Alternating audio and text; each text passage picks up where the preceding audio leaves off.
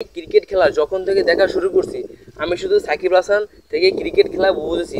আজ এই সাকিব আল হাসান বাংলাদেশ ক্রিকেটে নাই, তার জন্য আমি আজকে এই বাংলাদেশ ক্রিকেট খেলা অনেকটাই ভুলে গেছি। কারণ দেখুন, সাকিব আল হাসানকে এখন বাংলাদেশ ক্রিকেটে কেউ চায় না। কেন চায় না? সাকিব আল হাসান শুধু 5টা মাস এই রাজনীতিতে যুক্ত ছিল।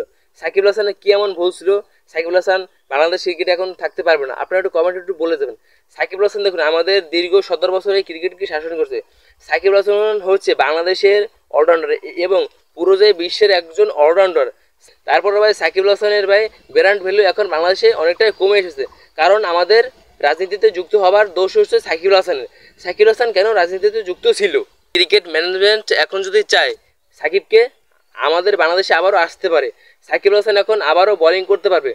সাকিব আল হাসান 20 মার্চ ইংল্যান্ডে বোলিং পরীক্ষা করে সাকিব আল হাসান বোলিং পরীক্ষা পাস করছে। সাকিব আল হাসান এখন আবারও ব্যাটিং ফিল্ডিং সাকিব আল হাসান আবারও অলরাউন্ডার পারফরমেন্স আবার করতে পারবে। বাংলাদেশ এখন যদি ক্রিকেট ম্যানেজমেন্ট যদি চায় সাকিব আল হাসান আবারও বাংলাদেশের ক্রিকেট হয়ে খেলতে পারবে। আপনাদের কাছে এটাই আমার আবেদন, সাকিব আল হাসানকে আবারও এই বাংলাদেশের ক্রিকেটে ফিরিয়ে আনুন।